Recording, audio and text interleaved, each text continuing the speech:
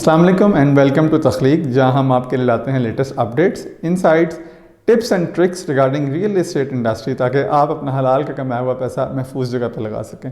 I hope नया साल आप लोगों के लिए बड़ा अच्छा जा रहा होगा। तो कुछ डिमांड की जा रही थी हमें ऑडियंस की तरफ से कि 2025 में बताएं कि रियल एस्टेट कहाँ खड़ी है और इसकी प्रोजेक्शंस कहाँ पर जा रही हैं।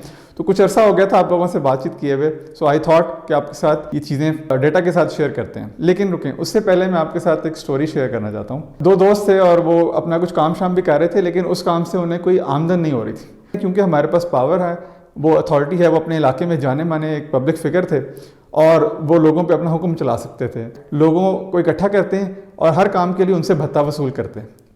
तो ये उन्होंने करना शुरू किया तो उनकी बड़ी अच्छी आमदन स्टार्ट हो गई।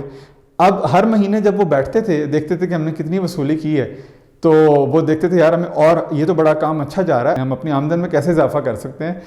तो वो देखते थे नए नए तरीके कि हम यहाँ से भी गुजरेंगे, लोग ये काम करेंगे, वो करेंगे, तो हम और उनसे भत्ता वसूल करेंगे। तो अब यहाँ तक रुकिए, अब मैं आपके साथ कुछ चीज़ें शेयर करता हूँ और ये स्टोरी जानने के लिए आप वीडियो को ज़रा एंड तक देखें तो आपको बड़ा मज़ा आएगा कि ये मैं किस स्टोरी की बात कर रहा हूँ। अब हम आते हैं रियल एस्टेट और उसकी न्यूज़ की तरफ। तो रिसेंटली हम आपके साथ चैनल पे शेयर करते आए हैं 2025 के साथ ही प्रॉपर्टी सेक्टर में हमें कुछ अच्छी खबरें देखने को मिल रही हैं। सबसे बड़ी न्यूज़ तो ये है कि कंसेक्टिव 5 टाइम्स स्टेट बैंक ने इंटरेस्ट रेट में कमी का ऐलान कर दिया। अब इस टाइम पे इंटरेस्ट रेट 12% पे खड़ा हुआ है, जो कि एक बड़ी खुशाइन बात है ओवरऑल इकोनॉमी के लिए भी है, पाकिस्तान के लिए, जो कि पहले कहाँ 22% पे हुआ करता था। आप पिछली हमारी 6 से 8 माह की वीडियोस उठा के देख लें, हम टाइम टू टाइम आपको इंडिकेट करते रहे हैं।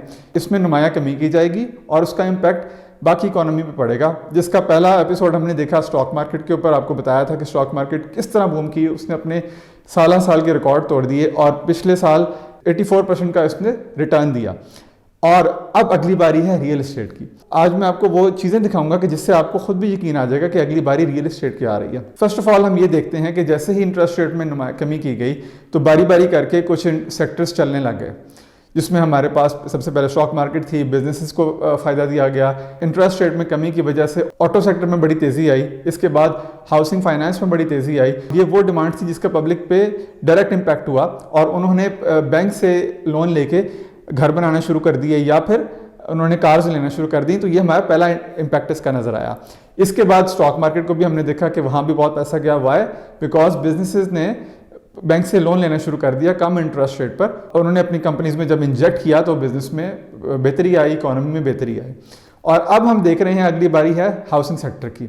अब मैं वापस आता हूँ अपनी स्टोरी की तरफ। जैसे आपको पता है कि पिछले 1 साल से जब से हम IMF के अंडर आए हैं तो हमारे पर टैक्स की लगातार भरमार की जा रही है।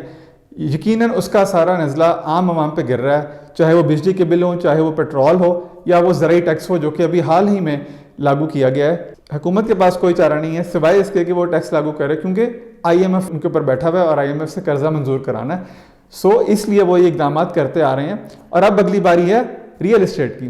तो वो अब मैं वापस अपनी स्टोरी को लिंक करता हूँ। तो हाल ही में एक मीटिंग हुई है शहबाज शरीफ की FBR के चेयरमैन के साथ और उन्होंने पूछा कि जी हमारी रेवेन्यू कलेक्शन कैसी जा रही है, क्योंकि हमारे पास फॉर्चुनेटली मेन रेवेन्यू कलेक्शन का जो सोर्स है वो टैक्स ही है।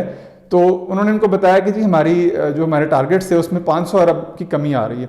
तो फिर उन्होंने देखना शुरू किया कौन कौन से सेक्टर पे हमें टैक्स इकट्ठा हो रहा है। तो बाकी हर जगह पे खातिर ख्वाह उन्हें टैक्स इकट्ठा हो रहा था, लेकिन जो हाउसिंग सेक्टर था और जो रियल एस्टेट का सेक्टर था उसमें उन्हें कोई टैक्स कलेक्शन नहीं हुई। रीज़न क्योंकि ये सेक्टर डेड पड़ा हुआ है। रीज़न हम सब जानते हैं कि पिछले 2-3 साल से रियल एस्टेट बिल्कुल बैठी हुई है और इन्वेस्टर यहाँ से गायब है, तो उसमें कोई ट्रांजेक्शन नहीं हो रही, ना ही मार्केट में पैसा है, ना ही कोई ट्रांजेक्शन है। सिर्फ जेन्युइन बायर है, वो भी हाई इंटरेस्ट रेट की वजह से और हाई इन्फ्लेशन की वजह से मार्केट से थोड़ा सा पीछे हट के बैठा हुआ था।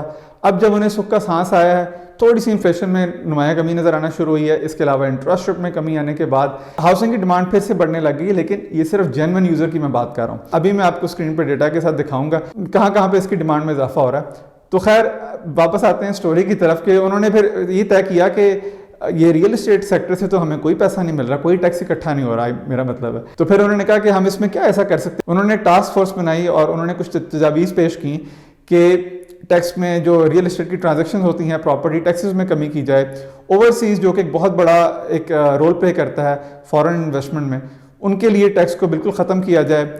जो फर्स्ट टाइम बायर्स हैं उनके लिए टैक्स को कम किया जाए। जो घर बनाने के लिए कर रहे हैं उनके लिए टैक्स में कमी की जाए। इसके अलावा भी बहुत सारी तजावीज़ पेश की गई हैं और उम्मीद है कि इस पर जल्द से जल्द अमल दरामद कर लिया जाएगा। तो अगर हम हिस्ट्री को देखें, रियल एस्टेट सेक्टर में कोई बूम आया है वो तभी आया कि गवर्नमेंट ने जब कोई एमनेस्टी स्कीम लॉन्च की है, इस तरह का कोई रिलीफ ऑफर किया है कंस्ट्रक्शन इंडस्ट्री के लिए, तो एक ज़बरदस्त एक्टिविटी देखने में आई है। अब हम देखते हैं थोड़ा सा स्क्रीन के ऊपर, ये हमारे पास एक पोर्टल है जो कि हमें बता रहा है कि लोग किस किस्म की सर्चेस कर रहे हैं, प्रॉपर्टी में इस टाइम पे क्या ट्रेंड चल रहा है। तो सबसे ज़्यादा लोग हाउसेस की बात कर रहे हैं, क्योंकि मैंने बताया कि इस टाइम पे जेन्युइन यूज़र ज़्यादा इंटरेस्ट ले रहा है। प्लॉट्स 30% तक आ गई और फ्लैट्स फिर उसके बाद आते हैं। ये हम इस्लामाबाद की बात कर रहे हैं। अगर आप देखें तो यहाँ पे नोटेबल सोसाइटीज़ मौजूद हैं, और अगर हम देखें कि जो वो सोसाइटीज़ जो कि इस्टेब्लिश नहीं हैं, जिनमें गुंजाइश है, मसलन टॉप सिटी है, गुलबर्ग है, और इसके अलावा पार्क व्यू सिटी है, फैसल टाउन है, बनी गाला, इसमें मैं ग्राफ दिखा रहा है कि इनमें लोगों का इंटरेस्ट नज़र आ रहा है। और जबकि अगर वो सेक्टर आप देखें जो इस्टेब्लिश हैं, लाइक CDA के सेक्टर्स हैं, तो उसमें कोई ख़ास इंटरेस्ट नहीं है। इसी तरह अगर हम जाएं लाहौर की जानिब, तो लाहौर में हमारे पास ज़्यादा डिमांड है हाउसेस की। तो वहाँ भी आप देख सकते हैं कि सिमिलर ट्रेंड फॉलो हो रहा है कि जो हमारे पास इस्टेब्लिश सोसाइटीज़ हैं, जो इस्टेब्लिश सेक्टर्स हैं, यहाँ पे सेक्टर्स नहीं, यहाँ पे सोसाइटीज़ होती हैं।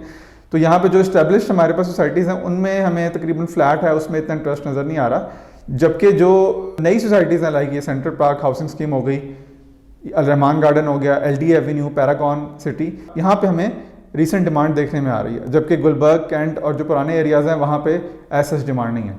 अब लास्टली हम कराची की अगर बात कर लें, तो कराची में क्योंकि हाई राइज का ज़्यादा कॉन्सेप्ट है, फ्लैट्स ज़्यादा हैं, तो यहाँ पे हमें ज़रा प्लॉट्स के मुकाबले में फ्लैट्स की डिमांड ज़्यादा नज़र आ रही है।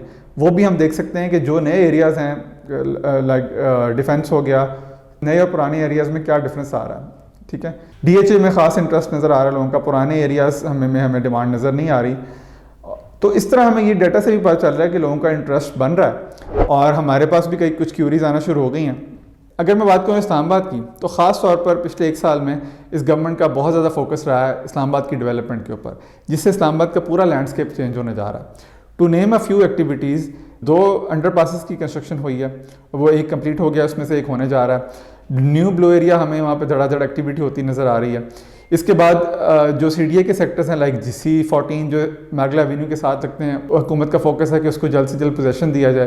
फिर अगर हम बात करें ट्रांसपोर्ट की, तो इन्होंने मेट्रो बस का रूट चेंज करके उसे टेक्सटा तक एक्सटेंड कर दिया, जिससे फैसल हिल्स, B17 और रास्ते में जितनी सोसाइटीज़ आती हैं उनको बड़ी आसानी होगी।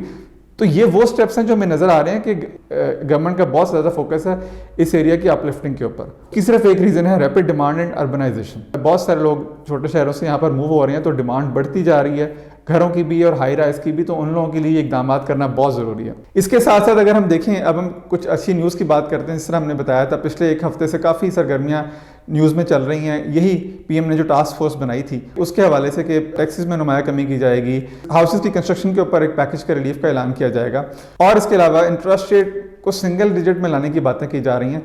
आई होप ये जो इन्होंने रिकमेंडेशंस दी हैं, इसमें से काफ़ी को अप्रूव कर लिया जाएगा, और जैसे ही ये होगा तो हमें एक अच्छा ट्रिगर साबित होगा रियल एस्टेट को ऊपर ले जाने में। और जो रियल एस्टेट सेक्टर को एक बहाना चाहिए था, जो रियल एस्टेट सेक्टर जो काफ़ी देर से बैठा हुआ है और ऊपर जाने का इंतजार कर रहा है, ये उसके लिए एक ट्रिगर साबित होगा। आई होप आपको आज की वीडियो पसंद आई होगी। अगर इस सिलसिले में आपकी कोई क्यूरी हो तो आप ज़रूर नीचे कमेंट कर सकते हैं और दिए गए नंबर पर रब्ता कर सकते हैं। Thank you very much.